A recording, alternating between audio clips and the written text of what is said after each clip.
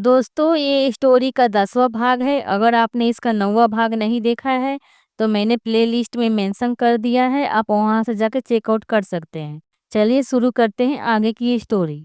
यह पल बेहद नाजुक था, पूरा हॉल चुप, हवा ठहरी हुई, सबकी निगाहें बस उन दोनों पर टिक गई थी।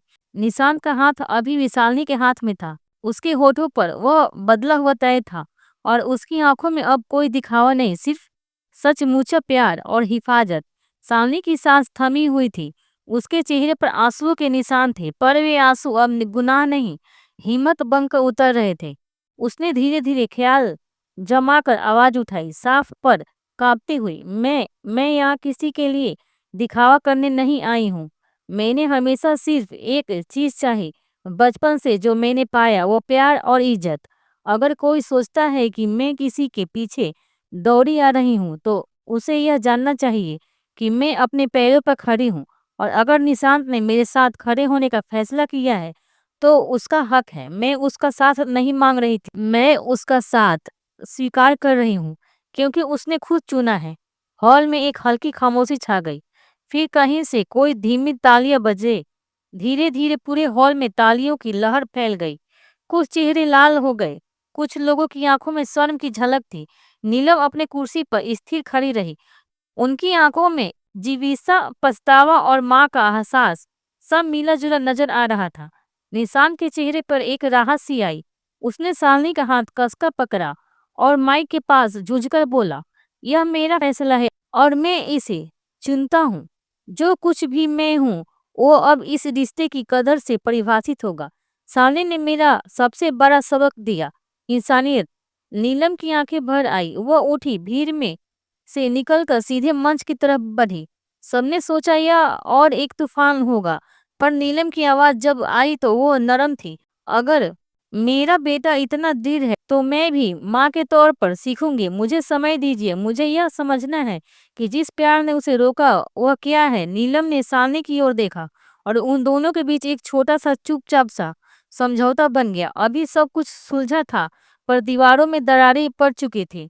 भीड़ की तालियां अब इज्जत और सराहना में बदल चुकी थी। शालिनी ने निशान की ओर देखा, उसके होठों पर एक छोटी सी मुस्कान आई। उसने नर्म स्वर में कहा, ठीक है, एक मौका। निशांत ने सिर झुकाकर कहा, बस इतना ही चाहिए मुझे, मैं अपनी पूरी दुनिया तुम्हें दे दूंगा। धीरे धीरे हॉल से बाहर निकलते समय कुछ लोग अब दोस्ती छोड़ने की बजाय बधाई दे रहे थे। मोहल्ले की सादगी और हवेली के रुतबे के बीच एक नई कहानी की शुरुआत हुई थी। धीरे पर पक्की उस रात शालिनी ने अकेले आईने में खुद को देखा और सोचा, निशांत क्या सच में मेरे लिए सब छोड़ के आया है? अगर ये सब दिखावा होता तो इतना अपमान झेलता वो? बिस्तर पर बैठकर देर तक मुस्कुराती रही। दिल मान रहा था, पर दिमाग अब भी डरता था। फिर भी उस दिन पहली बार शालिनी ने महसूस किया कि शायद हाँ, उसकी दुनिया और निशांत की दुनिया एक हो सकती है। शालिनी पूरे दिन बच्चों को पढ़ाते पढ़ाते थक गई थी। हल्का सा बुखार था, लेकिन उसने किसी से कुछ कहा नहीं। रात को बुखार तेज हो गया, वह बिस्तर पर पड़ी पड़ी कांप रही थी। तभी दरवाजा धीरे से खुला, निशांत अंदर आया और उसे उस हालत में देखकर घबरा गया। शालिनी, ये क्या हाल बना रखा है?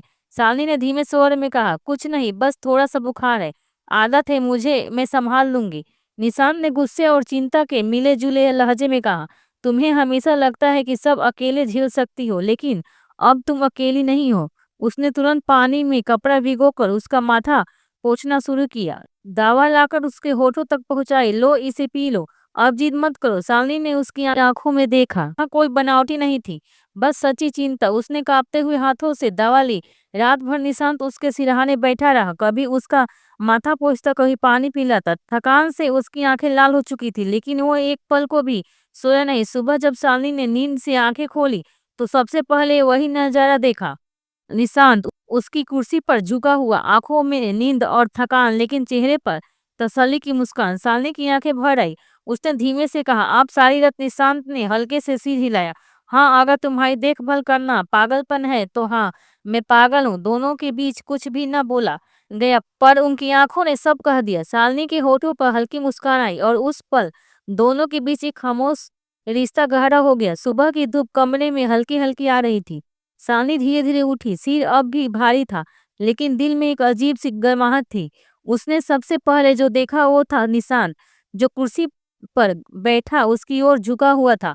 उसकी आंखों में पूरी रात की थकान थी, लेकिन चेहरा सुकून से भरा हुआ। उसके हाथ अब भी शालिनी की नब्ज थामे हुए थे, जैसे डर हो कि ये कहीं वो फिर से बीमार ना हो जाए। शालिनी की आंखें भर आई। उसने धीमे स्वर में कहा, निशांत, आप सारी रात जगे रहे। निशांत ने सिर उठाकर हल्की मुस्कान दी। नींद तो आती जब यकीन हो कि तुम ठीक हो। शालिनी कुछ देर उसे देखती रही। उसके दिल ने पहली बार बिना झिझक मान लिया, ये इंसान सच में सिर्फ मेरा है। वो धीरे धीरे उठी और रसोई की ओर चली गई। कुछ देर बाद जब निशांत ने मुड़कर देखा तो चौंक गया। शालिनी उसके सामने एक कप चाय रखी थी। यह तुम्हारे लिए, उसने धीरे से कहा।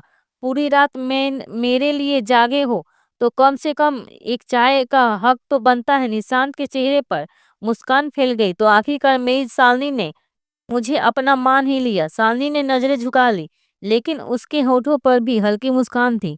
उस पल उनकी खामोश नजरों से इतना कुछ कह दिया गया, नजरों में इतना कुछ कह दिया गया जो शब्द कभी नहीं कह सकते थे। हेलो दोस्तों, अगर आपको इस स्टोरी का अगला भाग देखना है तो आप मेरे चैनल को लाइक करें, सब्सक्राइब करें और शेयर करें, ताकि मेरी वीडियो का नोटिफिकेशन आपको तुरंत मिले। बहुत ही अच्छी होने वाली है ये स्टोरी, आप इसे ज़रूर देखें, आपको अच्छा लगेगा। फिर मिलते हैं आपसे अगले भाग में, तब तक के लिए नमस्कार, धन्यवाद।